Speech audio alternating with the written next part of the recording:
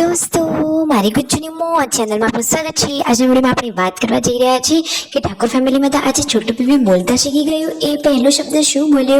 Shilpa baby સવારે આ શેનું શાક સમારવા માટે બેસી ગયા છે ને વિયુને પગે શું વાગ્યું? અચાનક તેની સાથે શું ઘટના બની? તેને પગે પાટો બાંધવો પડ્યો દોસ્તો। અને વિયુને આજે તો પૂનમ ભાભીએ માર માર્યો, કયા કારણથી બિચારી લાડકી દીકરીને મારી, એ બધી જ માહિતી મળશે તમને આપણા આ વિડીયોમાં।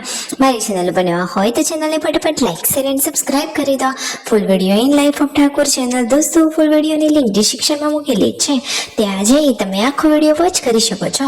આવી ટૂંકી ટચુકડી લાઈવ લેટેસ્ટ ટ્રેન્ડિંગ માહિતી મેળવવા માટે કરી દો મારી ચેનલને ફટાફટ સબસ્ક્રાઇબ। તો ચાલો દોસ્તો વધારે રાહ ન જોતા આપણે વિડીયોની શરૂઆત કરી દઈએ। તમે વિડીયોમાં લાઈવ જુઓ કે પૂનમ ભાભી તો અહીંયા કપડાં ધોવા માટે બેસી ગયા છે।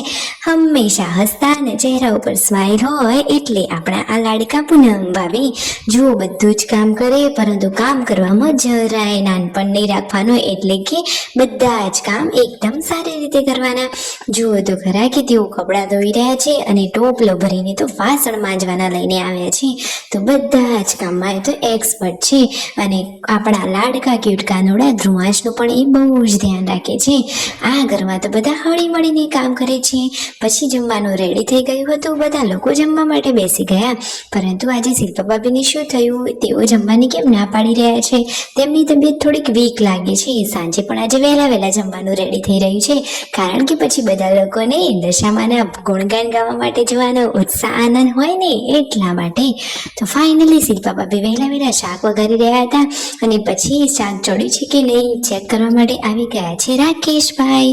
અને દોસ્તો રણજીતભાઈ કહે છે કે શાક વઘારવાની અને રોટલી કરવાની આટલી બધી સ્પીડ, આટલી ઝડપ કેમ વહેલા જમવાનું બની રહ્યું છે? હજુ તો 5 પણ નહોતા વાગ્યા ને જમવાનું રેડી થઈ ગયું હતું, કારણ કે બધા લોકોને નાહી ધોઈને પછી દશામાના ગુણગાન ગાવા આરતીમાં જવાનું હતું। રાત્રે જમવાનું વહેલા જ રેડી થઈ ગયું હતું, બધા લોકો જમવા માટે પણ બેસી જ ગયા હતા। અને વિયુના પગે શું થયું જુઓ, કઈ રીતે પડી ગઈ હતી, તેને પાટો બાંધવો પડ્યો। તો દોસ્તો ચાલતા તેનો અંગૂઠો હતો એ પગ નીચે દબાઈ ગયો, એટલે કે વળી ગયો હતો, તો એને વધારે દુખતું હતો, સોજો આવ્યો હોય એવું લાગતું હતું। પછી એને પાટો બાંધવો પડ્યો। કહે છે કે બાબા જો મને પગે શું થયું છે, મને તો પાટો બાંધવો પડ્યો।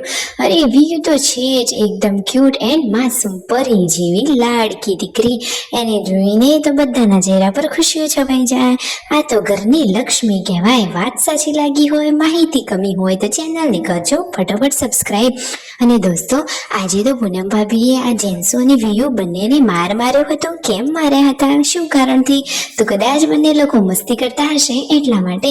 વિયુ કહે છે કે મને તો મારી મમ્મીએ અહીંયા બરડાના ભાગમાં મારી હતી અને ગાલ ઉપર પણ માર્યું હતું, એવું એક્શન સાથે એના ભાભાને બતાવી રહી છે। એકદમ ક્યુટ પરી છે। તો રણજીતભાઈએ કહ્યું રોજ માર ખાવાની મજા પડે છે ને? તો એ તો કહે છે કે હા એ તો નાની છે, એને શું ખબર પડે। જમવા માટે રણજીતભાઈ પણ બેસી ગયા છે। છેલ્લે પૂનમ ભાભી અને પાર્વતી ભાભી પણ જમવા આવી જ ગયા છે અને મિતાંશને પણ તેઓ જમાડી રહ્યા છે। તો જુઓ મિતાંશની હાલત, અરે એ તો ક્યુટ કાનુડો બધાની જોડે મસ્તી કાઢે છે। જુઓ આમ તેમ ફર્યા કરે છે ને પાણીની બોટલો ઢોળ્યા કરે છે। એને તો પાણી ઢોળવું બહુ જ ગમે છે। જુઓ રણજીતભાઈ વિડીયોમાં બતાવી રહ્યા છે કે કેટલી જગ્યાએ એને પાણી ઢોળી દીધું છે। એના મમ્મીનું કામ એને આસાન કર્યું કે વધાર્યું જુઓ। અને હવે છોટુ બેબી બોલતું થઈ ગયું છે, શું તમને એવું લાગે છે? રણજીતભાઈ કહે છે કે જુઓ છોટુ બેબી તો બોલતા શીખવાડી રહ્યા છે પૂનમ ભાભી કહે અત્યારથી જ ટ્રેનિંગ આપીએ તો બાળક જલ્દી બોલતું શીખે અને હોશિયાર બને, એટલા માટે હવે તેઓ તેને ટ્રેનિંગ આપી રહ્યા છે।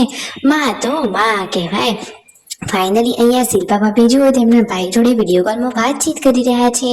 રણજીતભાઈ કહે છે કે અમારા ઘરમાં તો કાલે પનીરનું શાક લાવ્યા હતા, એ બધું શિલ્પા ભાભી જ ખાઈ ગયા। આ રીતે તેમણે હસી મજાક કર્યું। સબસ્ક્રાઇબ।